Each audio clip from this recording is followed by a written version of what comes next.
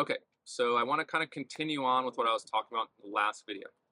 Okay, so your body is not going to put your organs or your spinal cord at risk. Okay, that's why we go into the fetal position. Okay, we are protecting all of our organs and we are putting our spine in a position where we're not just going to get like torqued or like bent in a way that we're going to compromise our spinal cord. Our body is self-preserving and it's just not going to allow that to happen. Okay, if you don't believe me, go jump off something. I guarantee you, subconsciously, you will start to protect yourself as you approach hitting the object that you're falling towards. So, that being said, if you cannot utilize your respiratory diaphragm and your abdominal wall to create that stability, your body is going to recruit other muscles. Now, in order to understand this, I would highly suggest looking into anatomy trains and the fascial meridians, which is originally talked about by like Tom Myers. But if you go all the way back to the original anatomical drawings of Vesalius, like way long ago, you will be able to see these things incredibly well. Old anatomy illustrations are, in my mind, far superior to current anatomy pictures to be able to kind of see the interrelatedness of these structures because they drew people in those diagrams based off the ideal, which is just much farther superior in my mind to understanding what, as physical medicine specialists, we are actually chasing and trying to produce in our clients or get as close to as possible. Okay, so your body is going to protect itself and it is going to sacrifice your limbs to protect what's here. Makes sense. This is far more important. I can survive without hands or legs, but I cannot survive without most of my organs or my spinal cord very well.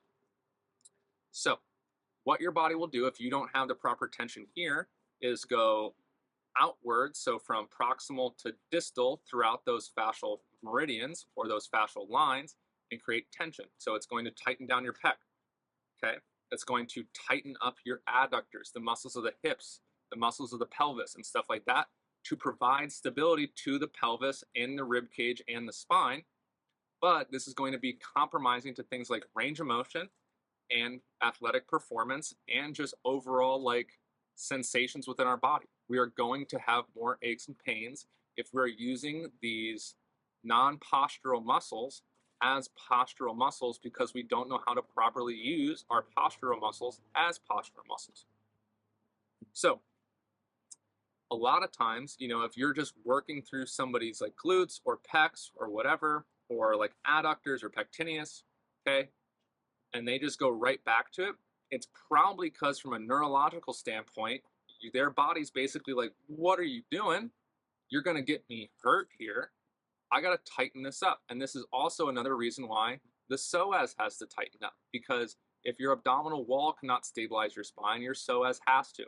So releasing someone's psoas without neurologically teaching them the skill of how to stabilize elsewhere in the proper ways, it's just going to have to tighten back up.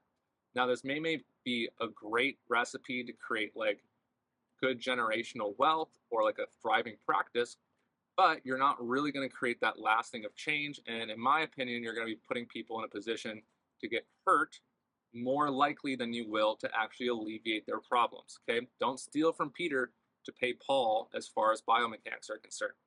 Correct the neurological patterning, and the resting tones, positions, and tensions will kind of take care of themselves in the short term as well as the long term.